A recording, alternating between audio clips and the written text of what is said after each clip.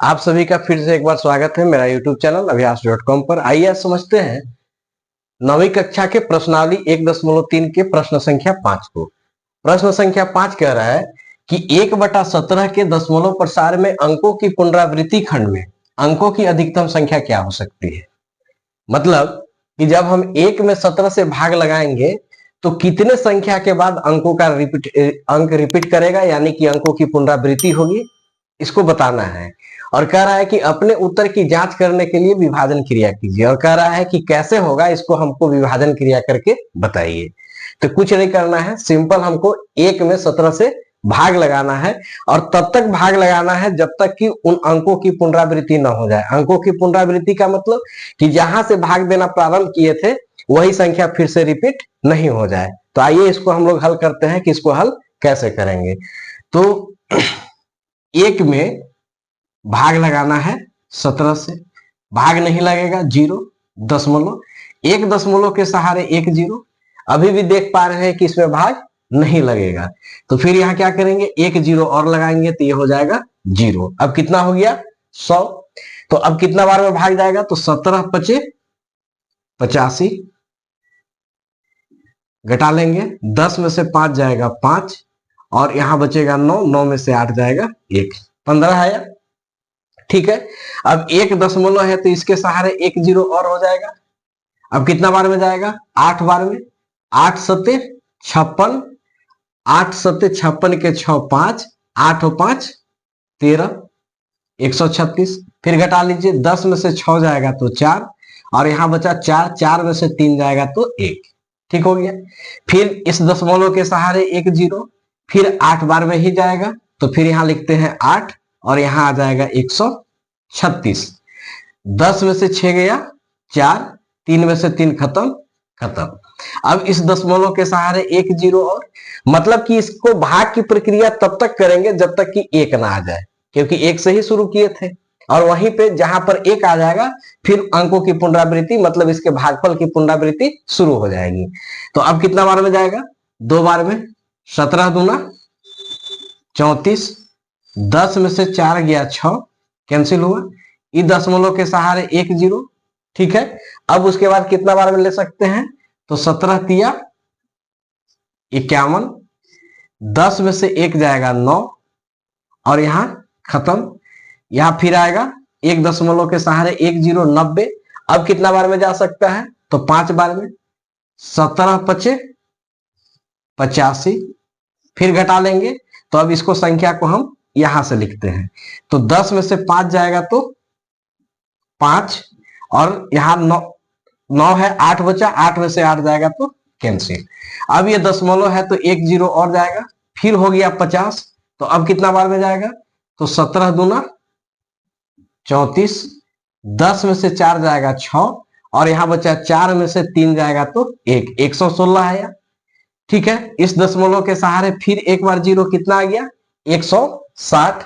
तो 9 बार में जा सकता है, 9 सत्ते 63 के 3, 6 9 और 6 15, 153। अब 10 में से 3 जाएगा 7, यहां भी कैंसिल, यहां भी कैंसिल, फिर 1 0 हो गया 70।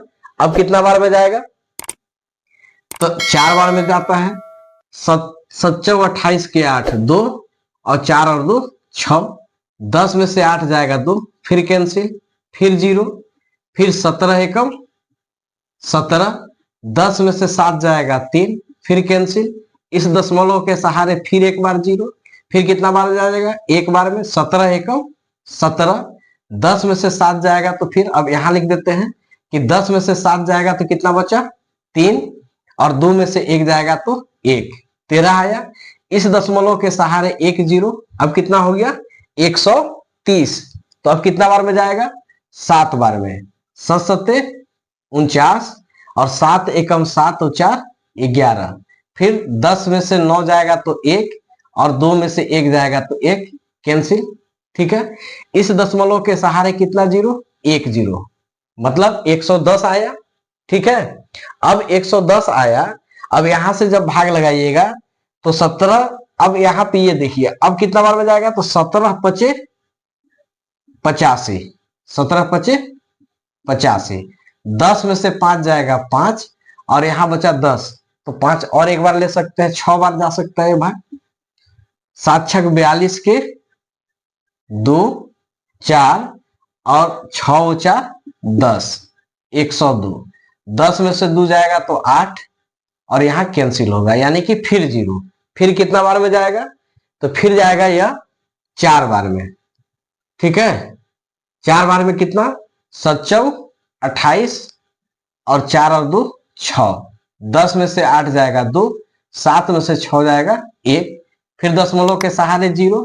अब आ गया 120। अब कितना बार में जाएगा, तो फिर से जाएगा 7 बार में। 7 सते 49, और 7 और 4 11। 10 में से 9 जाएगा 1, कैंसिल कैंसिल, यानी कि लास्ट में अब कितना बचा, 1।